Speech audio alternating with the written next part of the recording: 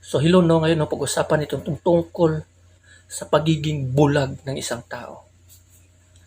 Nababasa nyo ba doon sa Biblia yung mga blind man, mga bulag na mga tao na ipinanganak na bulag, ngunit nang dumating si Kristo, pinagaling sila ni Kristo. No? Pinagaling sila ni Kristo, mga bulag.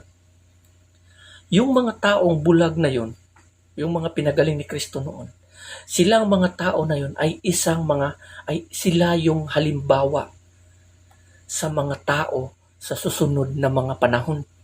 At tayo yun. Bakit? Hindi yun nangangahulugan bulag sa paningin, kundi bulag sa katotohanan. Sa mga panahon na hindi tayo kumikilala o naglilingkod sa Panginoon o sumusunod sa Diyos, tayo ay nananatili sa kasalanan. At yung kasalanan na yun ay siyang bumubulag sa atin upang hindi tayo makakakilala kung ano ang tama at mali. Kung ano yung mali, yun na yung kinikilala natin bilang tama. At dahil doon, ang tao namimiligro ang buhay sa kalaglagan. Naalala nyo ba ng isa sinabi ni Kristo, nung sabi ni Kristo, sumasampalataya ka ba sa anak ng tao? Yung bulag na yun, na inuusig ng mga Pariseyo. Sabi niyang bulag na pinagaling ni Kristo, sino po ba siya upang ako ay mananampalataya sa kanya at manalig? Sabi ni Kristo, ako na kausap mo ngayon, ako siya. So anong sabi ng bulag? Sinasamba niya si Kristo at sinabi niya, sumasampalataya po ako sa iyo, Panginoon. Ganun din tayo. Habang nananatili tayo sa kadiliman at kasamaan, bulag tayo sa katotohanan. Jesus died for us on the cross.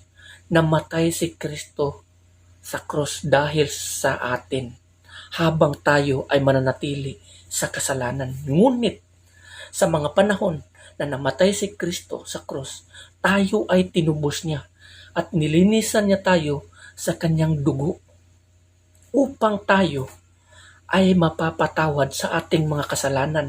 At dahil dito, papagalingin niya tayo at doon natin malalaman kung ano ang tama at mali. Gawin natin yung tama at iwasan natin yung mali.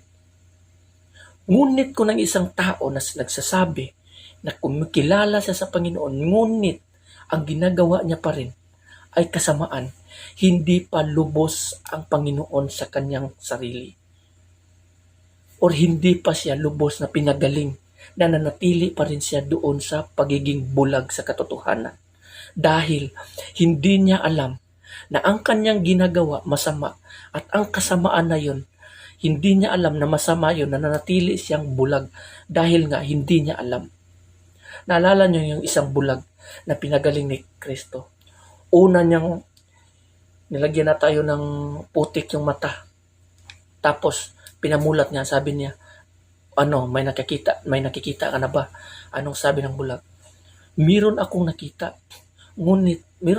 mga tao, ngunit para silang mga punong kahoy. So pinagaling uli siya ni Kristo, pinunasan uli, hanggang sa nagiging klaro na yung ang kanyang paningin.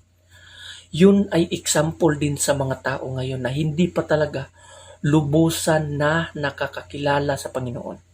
Nagsasabi na kilala nila ang Panginoon, ngunit hindi pa talaga lubos na naglilingkod dahil nga sa kanilang puso malayo ang Diyos. Pinupuri, sinasamba nila si Kristo at ang Diyos sa pamamagitan lamang ng kanilang mga labi, ngunit malayo sa puso. Malayo ang puso nila sa Panginoon. So kailangan gawin natin o gampanan natin ang ating tungkulin bilang alagad dito sa mundong ito at paglingkuran natin ang ating Diyos. Dahil tinubos tayo ni Kristo sa isang halaga doon sa krus upang tayo ay malayo sa kalaglagan na naghihintay sa atin. Tinubos tayo ni Kristo dahil nga ayaw ng Diyos na ang bawat isa ay mapapupunta doon sa kaparusahan. Ito ang pag-ibig ng Diyos na pinadala niya ang kanyang bugtong anak na si Jesucristo upang tayo ay tubusin. Bakit natin sasayangin itong pagkakataon na binigay ng ating Diyos sa atin? Pinagaling tayo ng ating Panginoon. Kaya paglingkuran natin siya ng buong buhay natin. No, so hanggang dito na lang, maraming salamat and God bless everyone.